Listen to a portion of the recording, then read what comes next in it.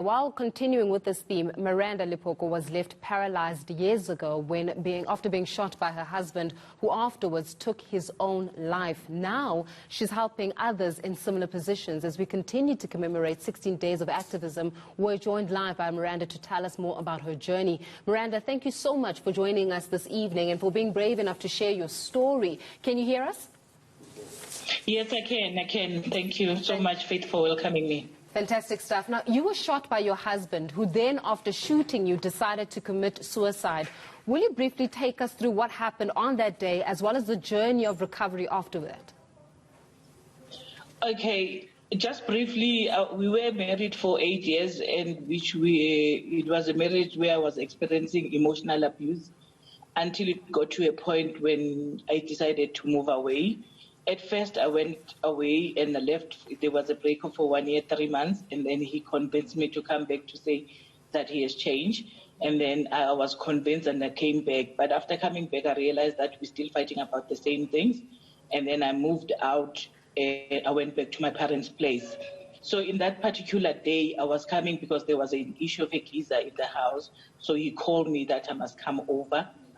And when I came, obviously there were threats even way before that day. Yeah. So, but then, you know, when you're with someone for a very long time, whenever they are angry, they would say stuff. And after that, they would apologize that they were not meaning it. So it was one of those things that I was used to in our relationship. So that day when I came to check the issue of the geezer, it was just unfortunate because I came and the doors were locked and I couldn't gain access.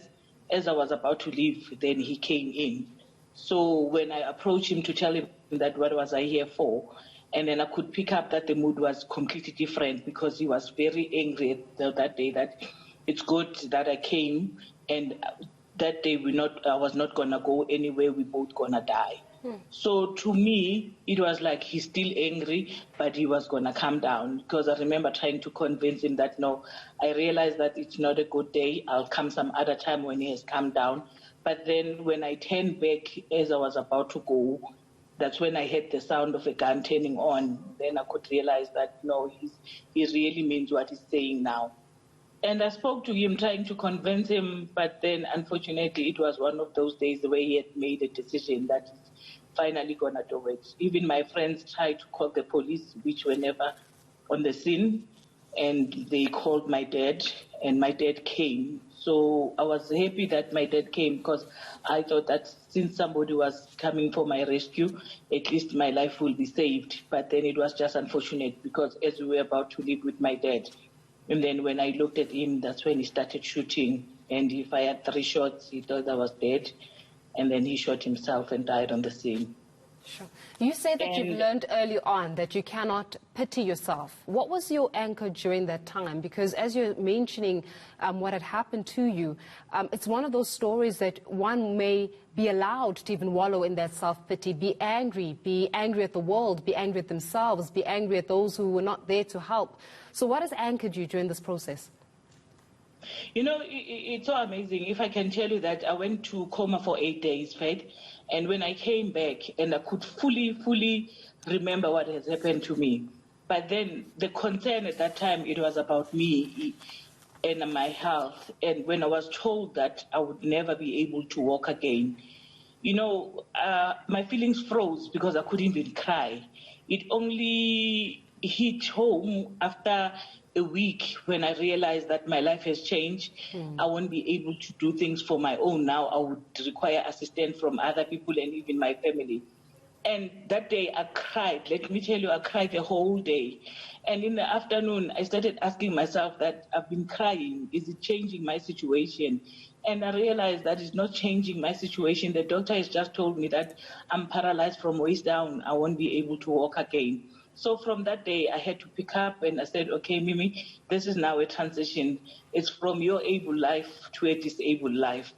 And that's when I became strong and accepted myself and accepted what has happened to me.